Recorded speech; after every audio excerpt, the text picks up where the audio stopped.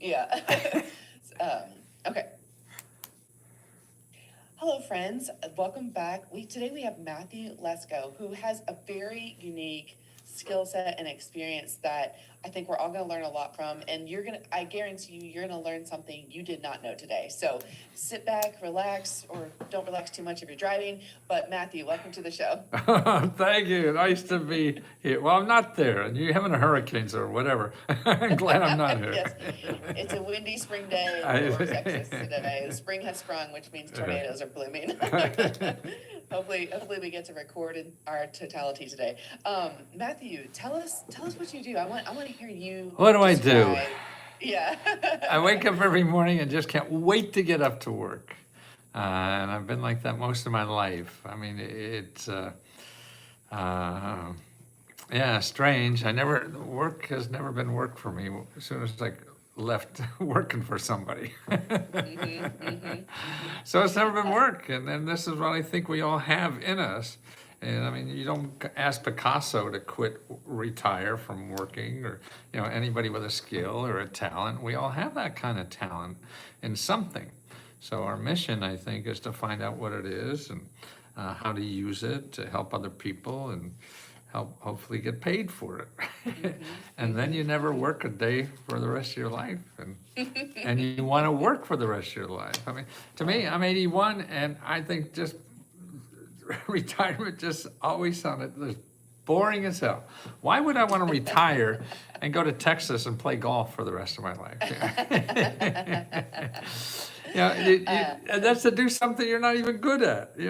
Why do you want to do that? So find something that you enjoy doing so you contribute to society and you love doing it and you get better. I mean, now, actually, I'm better at this than I've ever been before. I bet. I'm totally interrupting your intro here, but I do find, a lot of people who are more seasoned in their careers get left by the side. Like, why would you let them go? They're the best they've ever been at this. Exactly, right. I'm better now than anything, and it will help more. And I think also, at younger, you're working on other things and raising a family or all this stuff, and your ego is bigger, at least mine was then. Yeah. And so you're doing things for all kind of funny reasons, and especially males, in this society. I mean, most of my life was, a big portion was trying to get bigger, faster, stronger, smarter. Well, at 81, none of that's going to get better. All that stuff that's downhill. But what I've realized, what I can grow and still get better at any age, is loving. I mean, that's one muscle you could keep growing forever. So even in my work and personally, whatever, I mean, in the last 3-4 years, it really changed completely and makes my life so much more rewarding every day. Because if you work on opening your heart, you're walking a lot lighter, And even saying the word, I find, love, that somehow it opens my heart more. And years ago, maybe 20, 30, 40 years ago, maybe longer than that, I realized that success, even professionally, was trusting my heart more. And I really always felt my heart was smarter than my brain, or smarter than anybody else that gave me advice.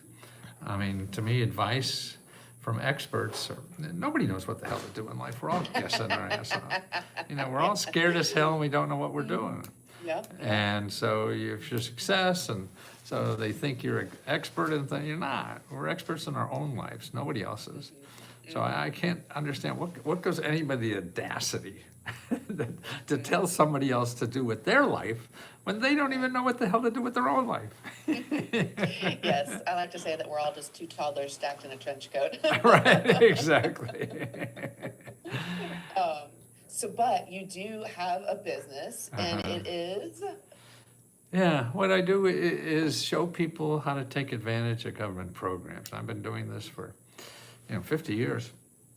And I first did it, I had an MBA, and I was, as a consultant for Fortune 500 companies, I was in Washington, and I was doing market research for companies, and I was finding out, God, I could get everything in these Fortune 500 companies. I'd charge them thousands and thousands of dollars to find them government programs that they could get and become billionaires. So I was helping millionaires become billionaires with free money from the government. And I didn't know anything about this. I mean, I grew up in a little town called Wilkes-Barre, Pennsylvania, coal mining town. We're all immigrants from Eastern Europe, and didn't know. I mean, the government was the post office right. and the IRS, and that was it. And I see, God, the power of this machine that we have, that everyone has access to, and it's for everybody. And so I got sick of helping millionaires, and then wanted to help the average person, and then that was books. So they weren't gonna spend $10,000 on me to find something, but maybe they spent $20, $30 on a book. And that was very successful, and I never thought I'd write a book. Well, I actually didn't. I had 2 New York Times bestsellers, but all my books are copyrighted from the government. I mean, copied from the government, plagiarized. So you could take anything from the government and copy it and sell it. There's no copyright on anything.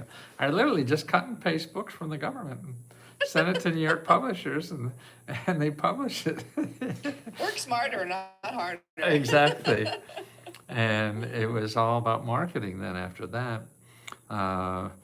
And yeah, I never thought I flunked English in college all the time. Tried to find my English teacher when I made the New York Times bestseller list. To rub it in her nose. Surprise, surprise, Right. surprise. And so that, and then the internet came. And I have a computer MBA in computers back in the 70s. I had a software company that failed even. And so wasn't afraid of computers, but what happened, the bookstore business died, the reference book business died.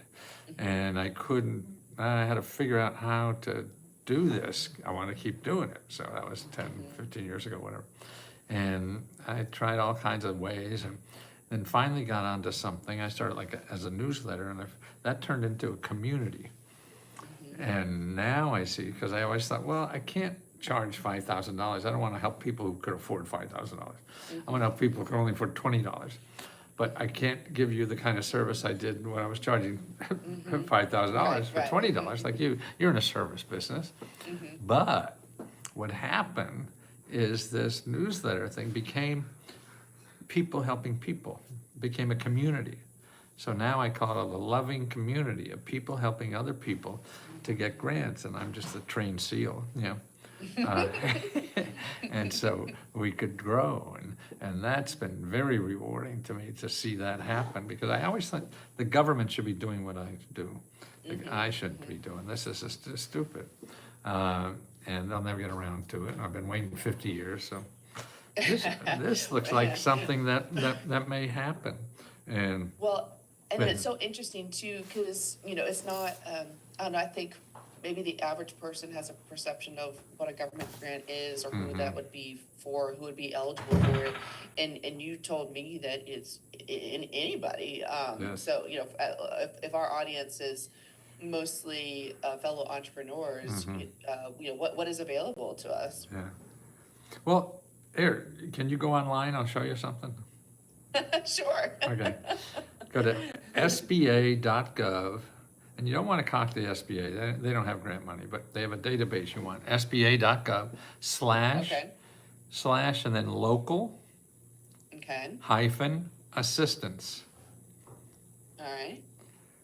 Okay. Do you see anything there? I do, yes. Okay, you see. Now put in your zip code. There should be a place for you to put in your zip code. All right.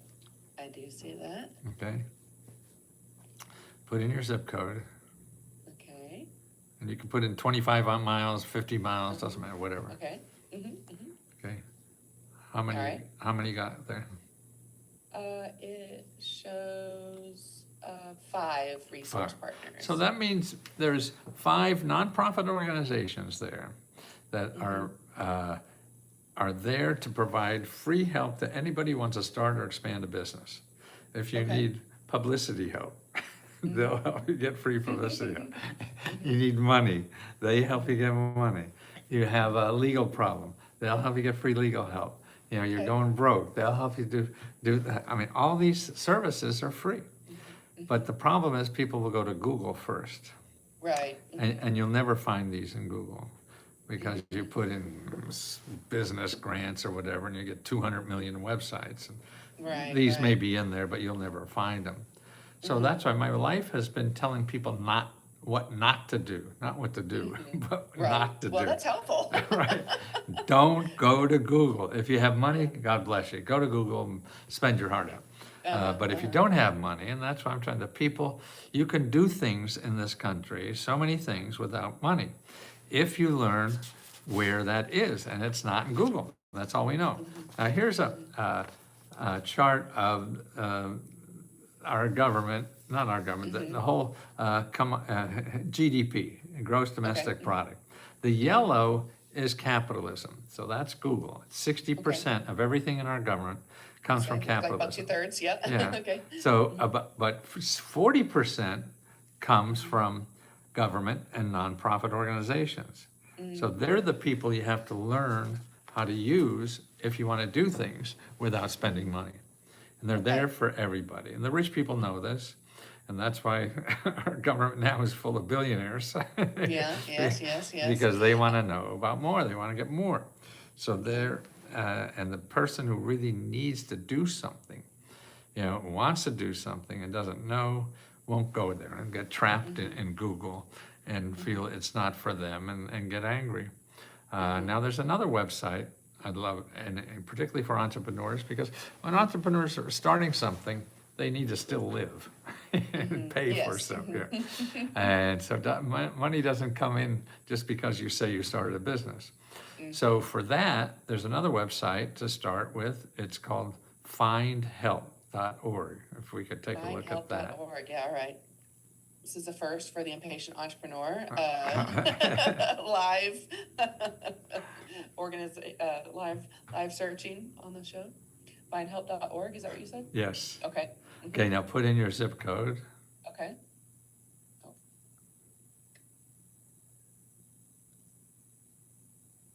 3,150 programs in my area. That means there's 3,150 nonprofit programs that give out money and free help. 3,000 programs in one zip code. 3,000. And like you go up on the search on the left-hand side on top, put in like rent, R-E-N-T. Right. So you're there, you can't pay rent, don't have any clients. What do you do? Okay, put in rent. Okay. All right. They're very fun human.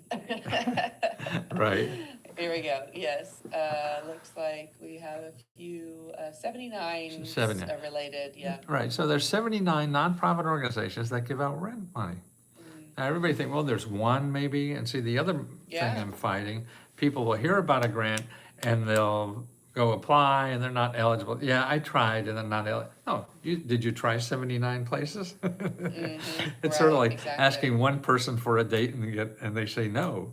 That's, I mean, you can't have a date. Yeah.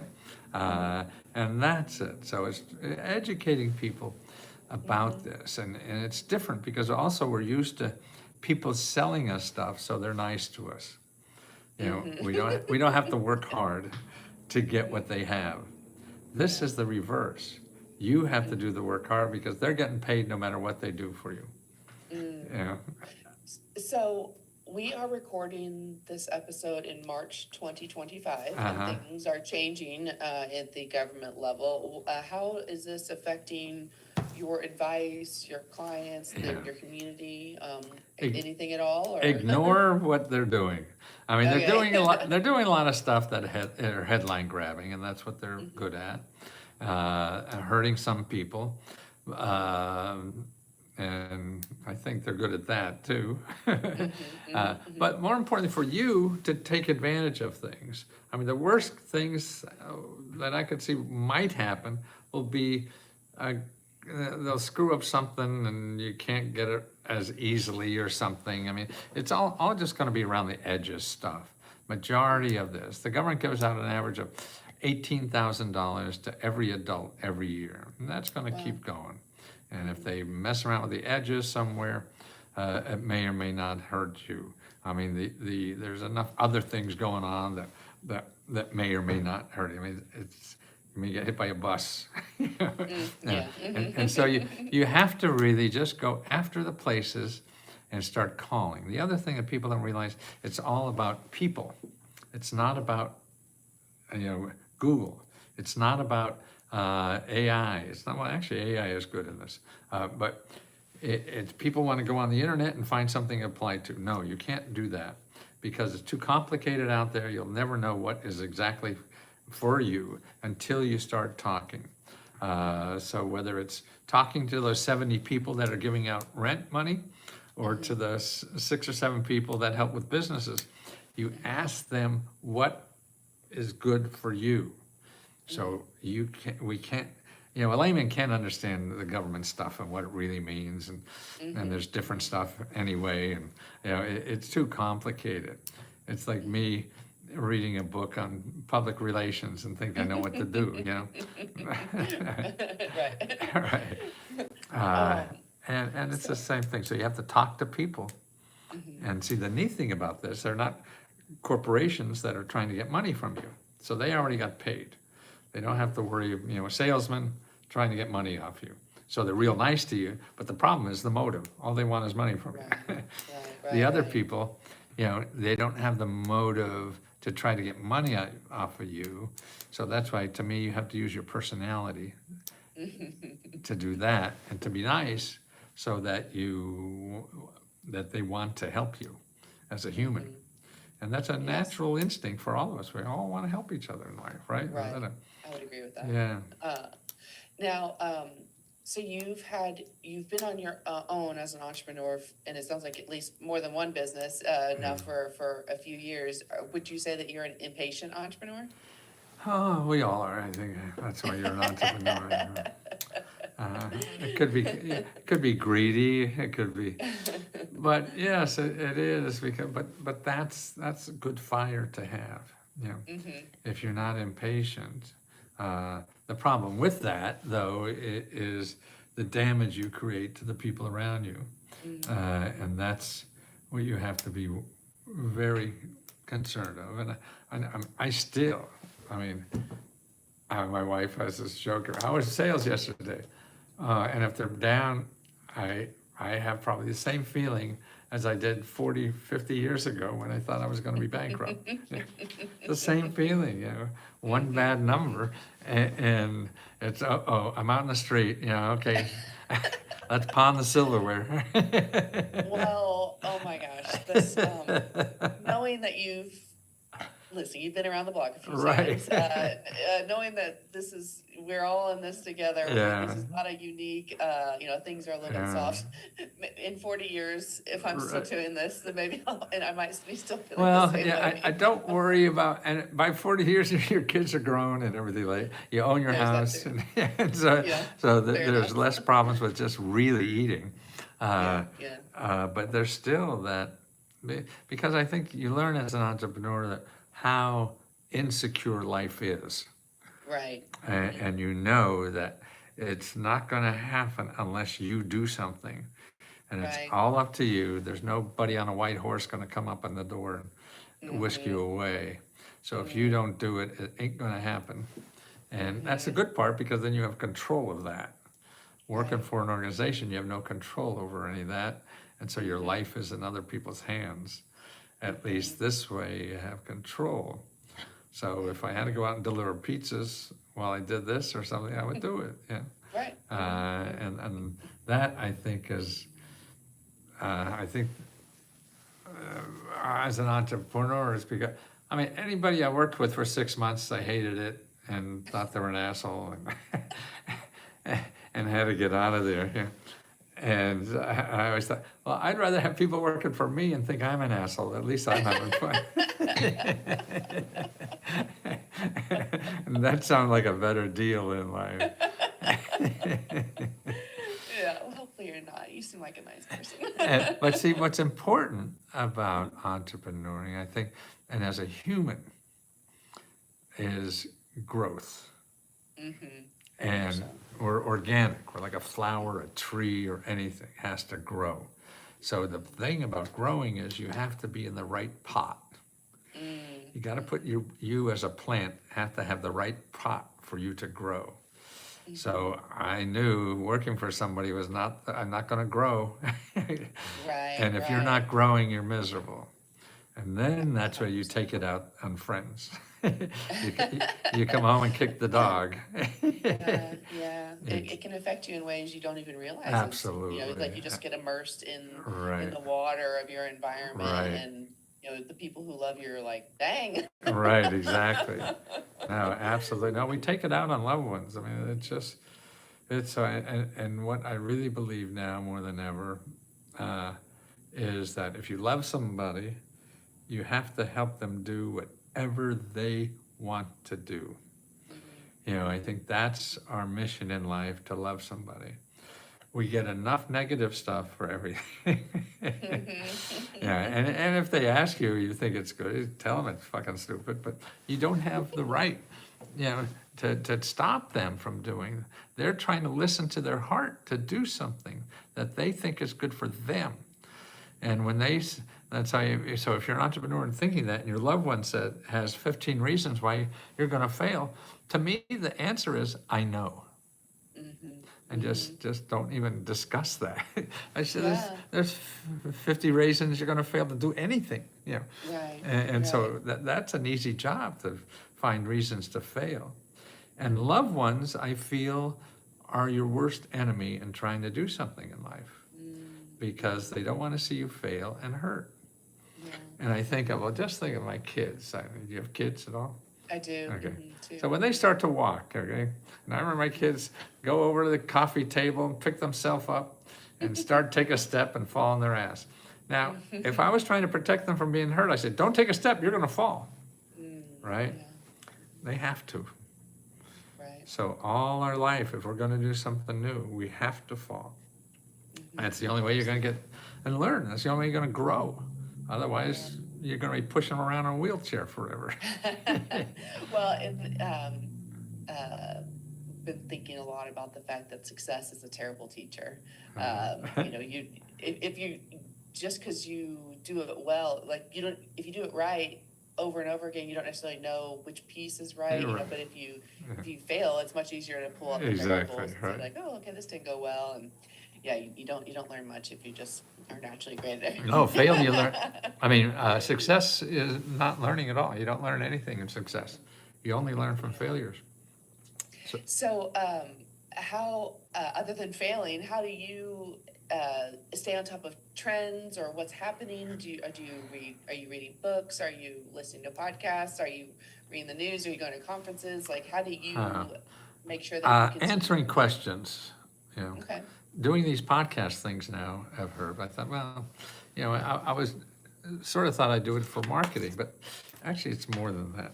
Most of the people aren't big audiences or anything, but it's for me to learn. I mean, watching you see, you're a smart, intelligent business person. I have no idea about those things. I mean, that amazes me, but you're not unusual. So to see that, it's all about a good lover, and that's what an entrepreneur is with your customers. A good lover doesn't have to be told what to do. You have to feel it, because nobody has the language well enough to be able to articulate what they really need. So if you have to tell somebody how to love you, that's maybe little tidbits here. right, exactly. Like It will help roadmap, slap them off the right. road once in a while. Right, excuse me, but right. I mean, when people come to us, to our PR firm, they know something is happening, but they certainly don't know how to solve Exactly, it themselves. That's right. why they're coming to us. Exactly. And a lot of times they say, "Oh, we want to, announce X, Y, or Z," and then we come in. I was telling you, Matthew, before you hit record, that it usually is a much bigger, broader, or some more specific story than what they're thinking. So Right. yeah, you're right. So it's are knowing you- somebody well enough, knowing a customer well enough, or a mate well enough about what they really mean for that, and that's hard. Yeah. Are you impatient about anything in particular right now? Are you creating anything new? Oh, every day I want to know how many. Today, what did I do? I'm doing 4 podcasts. I did All right. 3 videos myself, that I do videos every day, Okay. answer questions on our community, and that's how I learn. I mean, it's solving a question. I mean, I always felt I could do. I've written 100 books or so, and I could do a book on anything. I just don't know the title. See, what do people really need? And I could feel I could research and find out the best answers for that if I knew the title. And so the only way you get that is going out and doing the work and listening to you and seeing what you think of this is how I really learn. And current events, because it's all Washington stuff, so where things are going is important to me. Don't read much anymore, that's funny, but now I got into Socrates again for the first time, a long time. And I was never a good student. I flunked out of more schools than anything. And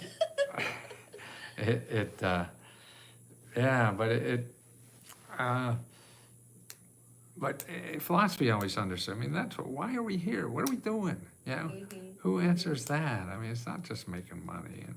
And so who's wrestling with that? And I think philosophers are.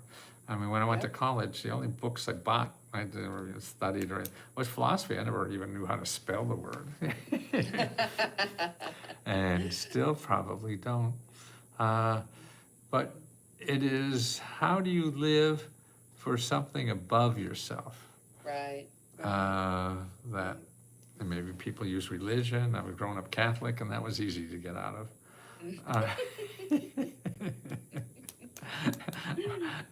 And it was the Jesuits. I went to Jesuit schools for a while. Yes. They made me think.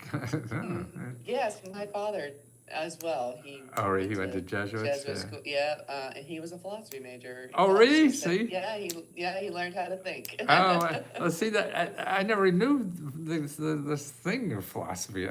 But I went to Jesuit college. You had to take philosophy and theology. Wow. Yeah. And I was a business major. Barely got through. Flunked out on and off probation and everything. And whatever I needed to graduate, I got that and plus 001. Get me out of here. Right. Oh God. It was. But I worked most of the time there, and I'd work full time to have money and play around. Yeah. But So in your trajectory, in the businesses that you've owned, what's something that's happened where at the time you felt like this is the worst thing that could happen to this business? I don't think we're going to survive it, but then ultimately it turned out to be one of the best things that could have happened.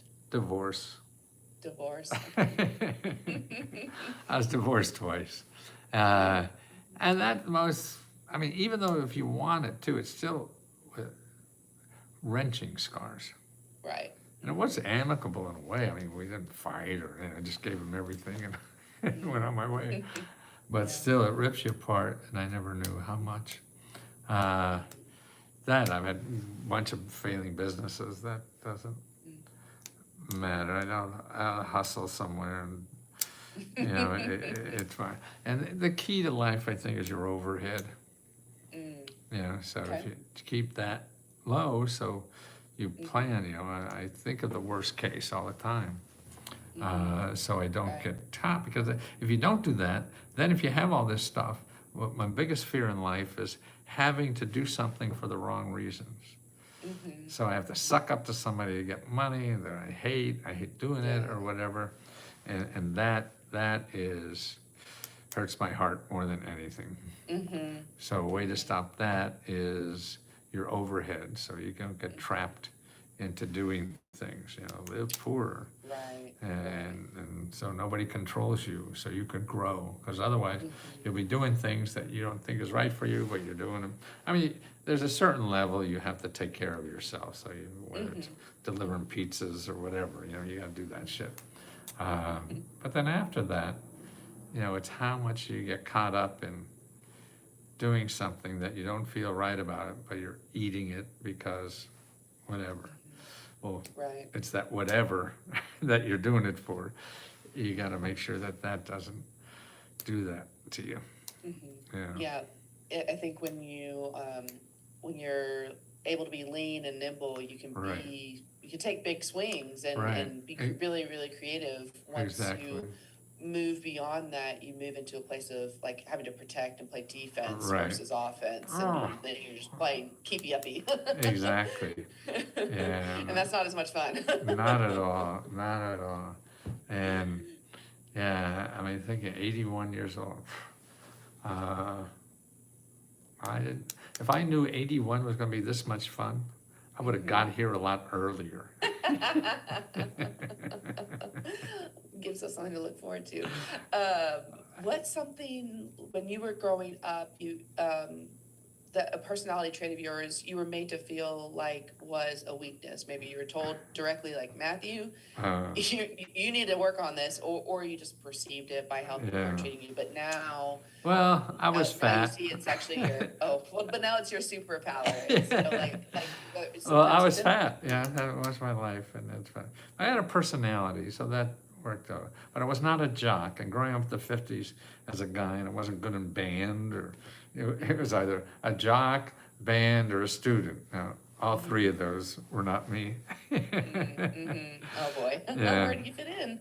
But I liked working. I started working at 8. I hated it in 8th grade. My father had a factory I worked in. Oh God, I hated that. Yeah, no, but I was a happy kid. We had a happy life, I think. Yeah. Talk to my brother and sisters. They probably would say, I don't know why. I was there too, but. Well, it's so interesting that you didn't feel like you fit in, and that now you're doing, you have this career where you're helping other people learn new things that nobody knows, and you've really found a path for yourself, and you have this aesthetic, if anyone can see you, you've got the glasses and your suit. I mean, that's like, Oh, this is me inside. I mean, this is what I am. I always dressed a little bit weird, but in Wilkes-Barre, that would be a cravat or something. That's about it. And so I was always a bit of a clothes horse. Yeah, I mean, I always had friends and stuff like that. But but the macho thing, I think, is probably, and men's generation probably still is. I mean, I could go talk to the girls more about hair cream and stuff than I can.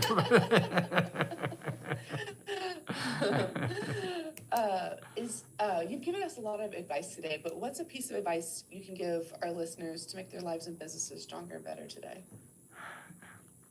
Well, the main piece of advice, I mean, everything to me boils down to realize that your heart is smarter than your brain. And I think that's the thing you have to keep in mind. And it's so easy to get sidetracked because of environment, loved ones, all the stuff around you.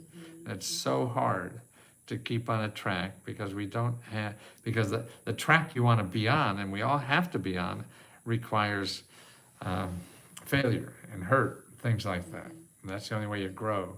But everybody in your life will want to protect you from that, which is not right. But they think they're doing good. So how do you deal with that? I don't know. It's hard. Well, and selfishly, so I'll be 44 this year, probably by the time this airs. What's something I should be looking forward to as I, in my 70s and 80s? Well, then it gets better. I mean, don't plan for retirement. I mean, that's why I think that's a trap, because you're going to stay in something you don't want to do just so you can retire. Why do you want to retire? I mean, that's just why do you want to retire to do something you're miserable at? Or not miserable, but you're not good. Like retire and play golf. That was the thing I grew up with. Man, I was just a mediocre golfer. Why do I want to do that? To me, is start developing something now, even part-time, even if you're stuck with something, an overhead that you got to do, is what can you do for the rest of your life by contributing? So 80, so that means maybe 90 I got a shot at. I've never thought. My mother died at 42, my dad probably 82. So I never thought I'd live this long, but I never thought about it. I just always looking forward. So what can you start investigating that you think you could contribute for the rest of your life. And we don't work in factories anymore. Retirement is because we all used to work in factories. Yeah, I sit at a keyboard. Right, exactly. So that's the hardest thing to pick up is the cover on the laptop. And so it's important, I think, that we find out what's inside that we have, and that's trial and error. Go and help somebody. Go and volunteer somewhere, whatever. You want to help kids, okay, go volunteer somebody. What are kids doing? You want to teach, go, you can go and teach right now if you want. We have a short of teachers all over. There's so many things to do that are so rewarding. So even if you have that overhead, is start doing any free time to start investigating and try with a a little sidebar on, just a little part-time or one day to see what that's like. Like a take your daughter to work thing. So you see what it's like. Yeah, I like that. And then if you love that, then you get up every day without just, what vacation am I going to take? Or, all that is good, but to me it's good to recharge, to be able to do what you probably have the best to give the rest of us. That's why when you find that, you're happy, you make people happy, and you love hard. See, I think everybody wants to work easy, love easy. No, you want to love hard. You want to work hard. That's what, my favorite expression. What do you want, to play basketball against a 5-year-old? Yeah, you'll win. That's no fun. You want to stretch and see how good you are. And that's why and loving the same. My ex-wife probably have clipboards. Well, I gave too much today. And no, you pick up a little baby or a puppy or something like that, and God, you just want to pour your heart out hard. It's the same, your work should be that way too. But I'm selfish. Well, no, I think that's a perfect way to wrap up. Tell us where people can find you. Oh, actually, my accountant said we have too much money right now, so it'd be better. You at least got the joke. Some people say, "Oh, really? Okay. Well, then how can they?" No, please don't send me business. Lescohelp.com. Lescohelp.com. Yeah, lescohelp.com. Lesco, yes, your last name, of course. Lesco Help, and this will be in the show notes as well. In case you're driving or folding laundry or whatever. How old are your kids? I have a 10-year-old daughter and a 7-year-old son. Oh boy, right in the mix of it. That's fun. Yes, you don't have time to do a podcast. Go and with the kids. They're at school. But I enjoy this. I love meeting fellow entrepreneurs and I always take heart. I feel like I get as much out of this, if not more, than our listeners, just being able to be in community with you. Oh, it's a great thing. And hear your I especially love the longer perspective. We're not at the same stage, but knowing that you're half we're not of me. alone. You're half. 40 years, guys. Well, I hope I'm getting interviewed for some AI podcast. I'll be talking to a robot in 40 years. Exactly. Well, thank you, Matthew. Well, thank you, and enjoy your life. Thank you. All right, friend. Thank you very much. We good? We're good. Okay. We're good. Take care.